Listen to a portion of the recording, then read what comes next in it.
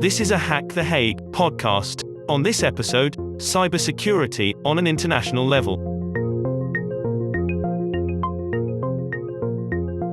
Hi, my name is Daan Rijnders. I work for the city of The Hague as the lead Cybersecurity The Hague, or kwartiermaker digitaal veilig Den Haag, as we say in Dutch. I'm assigned by the mayor and the deputy mayor, Baroness, who's responsible for economic affairs and IT, to develop a new citywide cybersecurity strategy or agenda, as we call it, that focuses on the city as a system, our risk profile, and the critical infrastructure and processes on a local level. And in order to do so, I collaborate with many public and private stakeholders and organizations in the city and on the national level. And, to be clear, my focus is on the city as a system, which means I do not focus on the IT security of the municipal organization and our services and assets in the city. That is the main responsibility of our CISO and the Cybersecurity Center of Expertise. And he already has a great strategy in place with which also includes important innovative projects such as Hâck The Hague. I focus on the local level, but cybersecurity is very much an international affair. So what happens globally can rapidly manifest locally and the other way around. So it's also very important in creating this agenda to take into account the international trends and developments that we see. And for example, with the pandemic, that has led to a fast forward introduction of digital work, education, business, life in general, I suppose, and making us even more dependent on digital technology, which also means new and bigger risks and challenges in terms of cybersecurity. And to name a few, for instance, there's changing attack surface. So working digitally from home now means that organizations have to rethink what their attack surface looks like, because it creates interesting questions. If an employee is working at an office building, logging into the computer over there, that's a very basic IT environment, and the employee is first and foremost, or only an employee in that setting. But what if that same employee works from home on a personal device that other family members also use for their work or education? Is this employee then first and foremost an employee, or also, or even more so, a citizen or a parent? And what does that mean in terms of individual responsibility or the employer's responsibility when it comes to cybersecurity?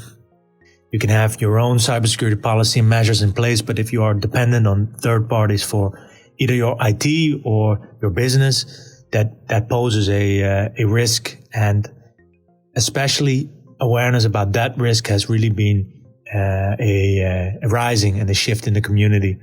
With clear examples of incidents with state actors, but also full-scale ransomware attacks in the supply chain with so much financial damage and societal disruption.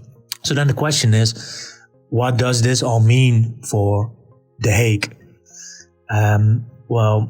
It's important to understand the international trends and developments to also assess which risks and challenges the organizations in our city have, what drives them to take action or not, and for us to also assess what is in the best interest of our city and our citizens. And by doing so, we can also determine whether we could or should take action as a city government. So it's really about risk-based thinking looking at possible threats, impact of events, and our interest as a city government. Because, I believe that is very important, because security for the sake of security, doesn't make any sense. It only does when it's about protecting something of value. You can look at that from an individual or an organizational perspective, but we can also look at it with a system view on the city or society as a whole. And in that regard, The Hague is a special place because we are the international city of peace and justice, because we are home to many high-profile international organizations that have a prominent role in international geopolitical affairs and contribute to a safer and a more secure, more just, more righteous world every day, such as NATO, Europol, International Criminal Court, the European Patent Office, and the OPCW. And being home to these kind of organizations, that also means something for the threats and the actors that we attract. So that really shapes the unique risk profile that The Hague has. And at the same time, with the pandemic, we've also learned which services and processes we essentially need as a society to function in lockdown mode in times of a sudden crisis, at least in the short run. And obviously, not every crisis is the same, but it does give us new insights in how the city works and how we have to prioritize different services and processes. And it also very much shows the interdependency and how so much is intertwined,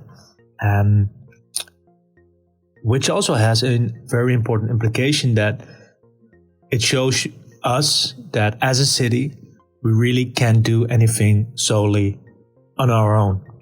So you really have to collaborate with strong partners, and not only from the public and the private sector, but also very much the community of ethical hackers, like we're doing with Hâck The Hague, because there's just so much knowledge, expertise, and energy in that community. So it's very, very valuable.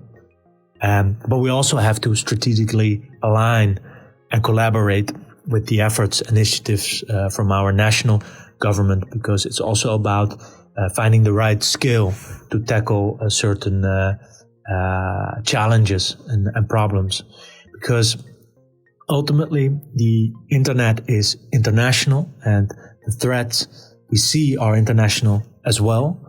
But we have a strong national approach in increasing the cybersecurity of our society and combating cybercrime. But ultimately, the effects of attacks will manifest locally. And I believe strongly that also requires a local approach that is focused on the community of organizations and people that can eventually make a difference in creating a stronger society, also in this digital age.